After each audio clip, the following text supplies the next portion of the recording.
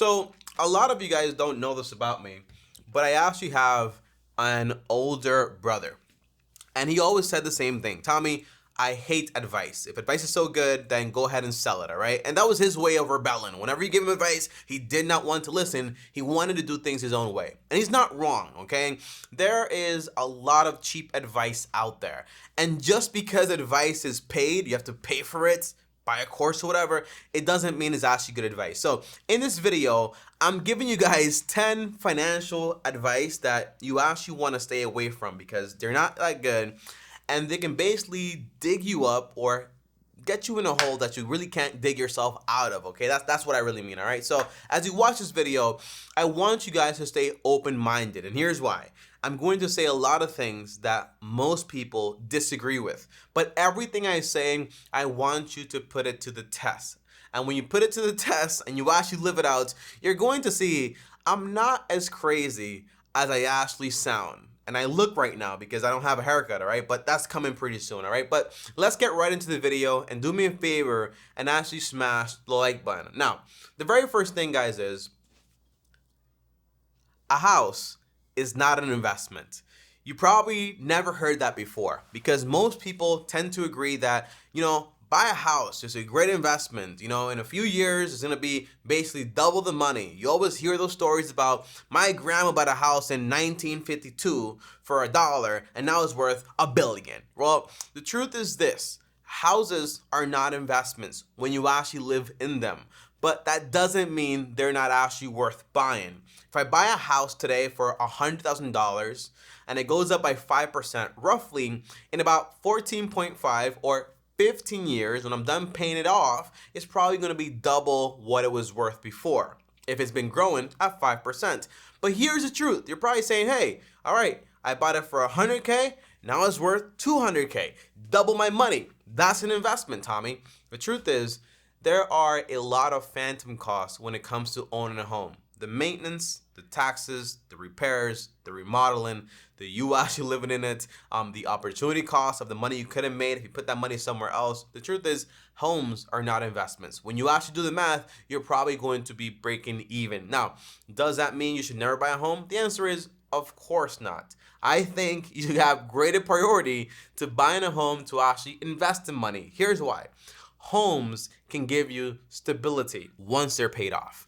Once you have a paid off home and you actually build up to that, what do you have to worry about? If shelter costs is just paying taxes and some maintenance costs, and you basically have a job, then the biggest expense you're probably going to have on your budget list, that's going to be eroded, no more. So it gives you a lot of stability. So not every single thing that's worth putting money into is going to be necessarily an investment. Investment is for making you more money, while an asset can be something that, although it doesn't make you more money per se, it still holds some value in a way and adds value to your life also. That's the first piece of advice. So don't buy a home, think it's an investment, but think about it for stability so you don't have to worry that much about money and you also don't have to worry about rising rent prices. Now, number 2, guys, is going to be this, okay? I got my whole list right here. I want to go over all of them. Now, the second one is going to be you need a credit score. It's the biggest lie I ever heard in my life. The truth is, what is a credit score? A credit score is a score that shows you how good you actually are at paying debt, how good you actually are at managing debt. A credit score is not a profile that tells you how good you are financially. And I have proof, okay? So almost 2 years ago, because time passes so quickly, okay? Almost 2 years ago, my credit score is about 811, if I'm not mistaken, all right? Made a whole video about it. You can look it up on YouTube. I'm not lying. It's a true thing. And I owed about $70,000 in debt. And my life really wasn't that good financially as a whole. But today, my credit score, by the way, I paid off over $70,000 in debt. And basically, I don't have any debt whatsoever. Now, if my credit score when I had debt and had problems was 811, well, shouldn't my credit score reflect I'm actually doing better now? The truth is no. It reflects that according to my credit score, I have a 676. It actually went down by a lot. And I'm expecting it to eventually turn to invisible because there's nothing to report. The only way to sustain a credit score is to be in debt. I'm no longer in debt and I'm a lot better financially. Now, question, Tommy, if you don't have any debt, then how the heck do you plan on actually buying a house when you actually need to buy a house? You know, because not everyone has cash to buy a house. The truth is, if I go to the bank today without a credit score, I bring a few things with me. My tax reports, and I show them my income for the past 2 years or whatever. And I show them, for example, my pay stubs. I show them, for example, my records and so on. And they do manual underwriting. And based on that, they're going to give me a loan. I don't need to have a credit score to actually qualify for a mortgage. But what about when you want to buy a car?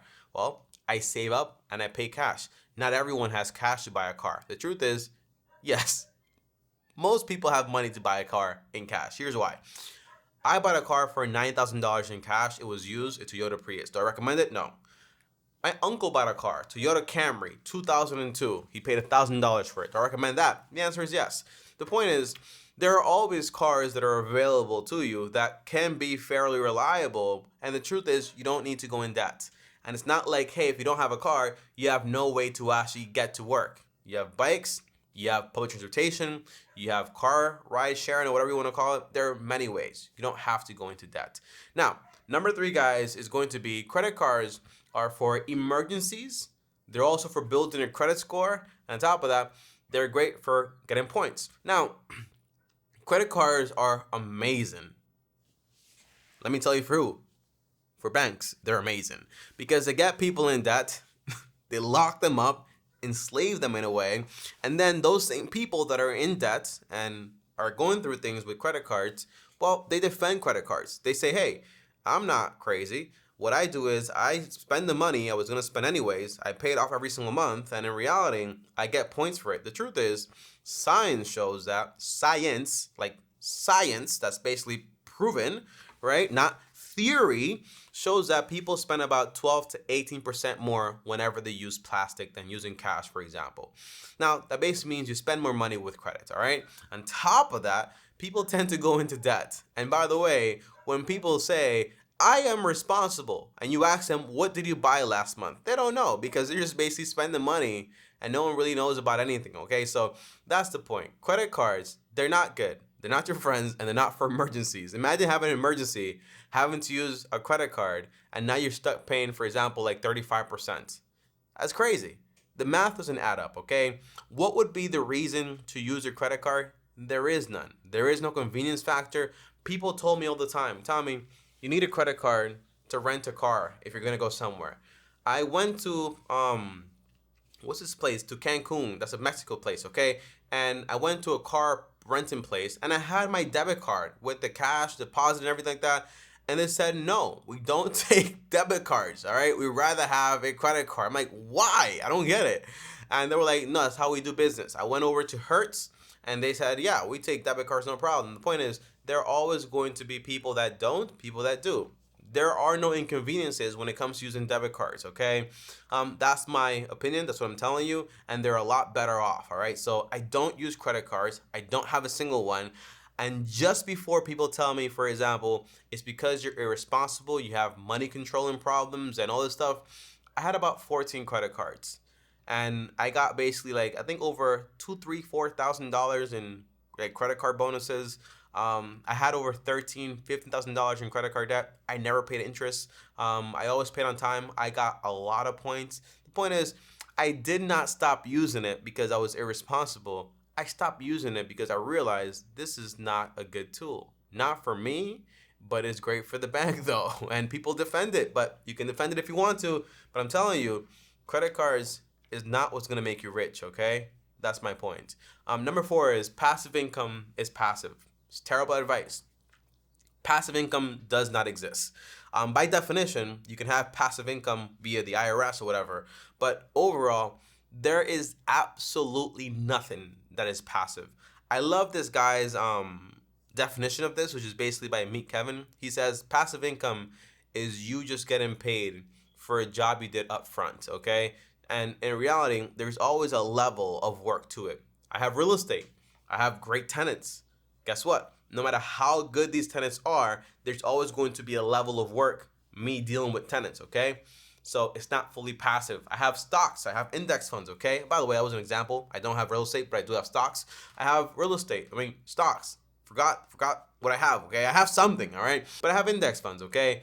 Index funds are pretty passive, but I still have to check them, invest more money into them, or pull money out of them. It's not always going to be like, there's nothing out there that's fully passive. So you gotta know that. Don't be afraid of doing some work. People are always looking for like shortcuts and like easy things and things that you never have to look at. That's what basically a lot of athletes do, where they have people basically manage everything for them, and then they find out they've been getting stolen from for like years and years because they never put their eyes where their money was. So you want things to have some activity so you can actually keep an eye on them too. Now, number 5 is you have good debt and you have bad debt. Here's the truth. I have 0 debt, and here's why. I choose to live debt free because I want to be in bondage to no one, okay? Just God. But here's the idea. There is no good debt. There is no bad debt. Debt is just a tool.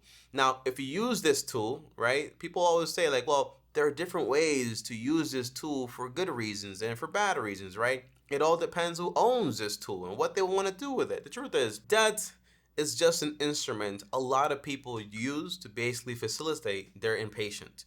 That sounds fancy, but I basically mean is when people are impatient, they like to go into debt. So if you don't have the cash, you rather go into debt to buy a car, to buy a crazy house, or to do whatever you want to do, okay? Even invest or whatever. But the truth is, if you're a lot more patient, you can do things without debt. Here's how. You want to buy a house. You can save up for 15 years. Are you probably going to do that? The answer is no. So most of the times, it makes sense to go ahead and get into debt to buy an affordable home you can actually afford to pay off, all right? But when people go into debt to buy a crazy big home that all they can do is afford the payments, it's a terrible idea, okay? That's the problem. Or they want to use debt to buy a car that's safer and all this stuff. It's a terrible idea. Or they want to use, for example, debt to leverage out their investments to make them more. Because I make 3% here, the debt is only 1%. There's basically a 2% increase on that. It's ridiculous, all right? So I don't use debt. And the only time I would use debt for an investment is with a reverse down payment. What that means is if I find a great opportunity and I only have 80% of the money, I would say, okay, I'm going to get a mortgage on this. Okay, I'm going to buy this real estate property. I'm going to get a mortgage for the 20%, and I'm going to basically put in 80%. That way, what I have left is so minimal that it doesn't really hurt that much. And as a principal, I can just try to pay it off first and then move on to the next one. But I'm not going to be trying to go into a lot of debt to maximize things. And now I just have, I remember talking to someone with over $1 million in debt, making like $2,000 a month. And I'm like, is this worth it? Like, I don't get it, you know? And it's true. A lot of folks live that way. And they build the house of cards, and when it comes falling down, they don't know what to do. It's not worth it. Better to go slow and steady. Now, number 6 is going to be used means terrible. And when I mean used, I mean used things, okay? So here's my advice here. Anything that's good buying or worth buying is also worth buying used. Here's what I mean, okay? Here I have, for example, you guys never get to actually see this, but let me see if I can actually turn this over here. Here I have a laptop. Over here, this is my MacBook. It's my computer that I actually use to edit my videos with. And over here, I have, for example, an iPhone 13 Pro. I have also an iPhone SE. I have, for example, an Apple Touch Bar thing. I think this costs like $150. This costs brand new about $700. This costs brand new about $1,200, okay? I bought this used for half the price. I bought this used for like not even like I'm telling you, like $80. I bought the Mac, which is like a $3,000 computer, for like a fraction of the price. I have a car. Down there is my wife's car, my car now. I just inherited her car just by getting married. That's pretty good. But here's the idea. It's a Toyota. I think retail on that is like $22,000, $25,000 brand new. And we bought it for a fraction of the price because we bought it used. If a product is worth buying, then it's not going to be not worth buying just because it's used, because that would mean that it's a bad product. See what I mean? Because if you buy it new and it's not even worth having after like 2 years or 3 years or 5 years, then it's a trash product. That's what I mean, okay? So usually it's better to buy used if you're buying good stuff because you can always get a steep discount on it. That's my advice, okay? Now, number 7, guys, is going to be go to college regardless of what your aspirations are, because college is an investment and it's just a natural next step to success. College is trash. Here's what I mean, okay? College has become these days a status symbol, somewhere people go to just to say, I graduated, I have a piece of paper, and here is the location, here's what I mean, where I'm gonna find myself as a person, where I'm gonna make friends for life, and where I'm basically gonna have fun and enjoy myself. It's like people forgot the point of college. College is not free, okay? Time is not free. The money you spend is not free, whether you're paying for it or taxpayers are paying for it, okay? So here's what I mean, okay? If you don't know what you want to do with your life, don't go to college to figure that out, because that's not where you want to figure that out. It's like being charged money to think. I mean, you know how crazy things get when you're being charged money to think? Like, no, you're not gonna think properly, all right? So here's my point. If you don't know that you want to go to college, just don't go. So basically, college is the place you go to get a skill, to get a job. It's that simple. Receive training to get a job. And a lot of colleges are terrible at this. They teach you a bunch of garbage in the first 2 years, and then when you finally get over to the actual learning of the skill, you don't actually know how to do the actual job, because it's all theory and textbooks and this. So you really want to get an, what do you call those things? An internship. So you can actually practice a job or whatever. But the point is, there are a lot of other options. You have, for example, trade school. You have different certificates. To assume that gotta go to college, so what to do? No, it's trash. Okay. I had a friend went to college with me. He graduated with about $80,000 in debt. I graduated with $20,000 in debt, and it was not. I never used a degree, honestly. Okay, I used it for like my business, some things here and there, but the most thing is like it's not really where you want to go if you don't know what you want to do. And try to go through college as fast as possible. That's my advice. And by the way, go to the college. I'm begging you on this. Go to the college. If you know someone that's going to college or you want to go to college, go to the college. I beg you.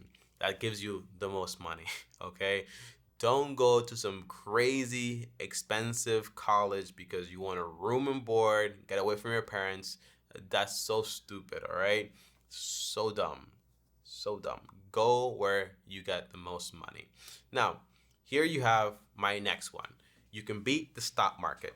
The truth is, the stock market is very beatable. It's very possible, but it's not hard. It just takes a lot of work. And I love Jim Rohn, or whatever this guy's name was. Jim Rohn, I think it was, okay? Great guy. A lot of motivation stuff. But he would always, Jim Rohn, I think it was, yeah. He would always say, nothing is hard if it's possible to do, right? If you can do it, it's not hard, all right? So it's easy. Now, here's the easy way to beat the market. I studied the people that actually beat the market. Warren Buffett, Peter Lynch, two of my favorite guys on this topic. Warren spent about 6 to 8 hours a day reading financial statements to beat the market. Guess what his results was? He basically averaged at around 20% or more, something like that, a year. He beat the market. He made a lot of money.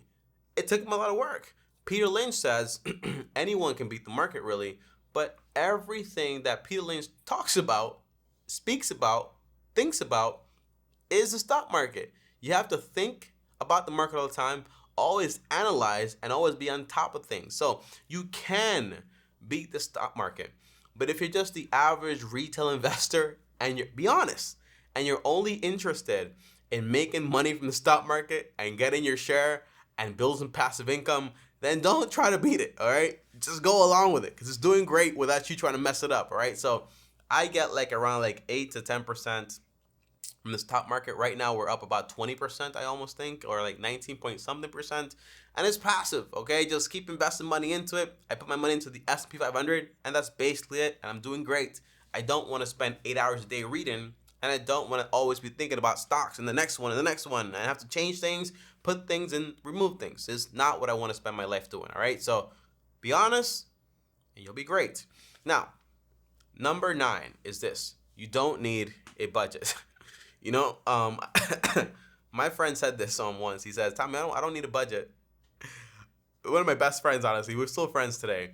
Because I don't need a budget. I barely spend money. I'm like, how much money you're spending? I don't know. And it's like that. You need a budget, man. So here's my advice. Warren Buffett always like says or said once. He said, don't save the money left after spending, but spend the money left after saving. So first you save, then you spend.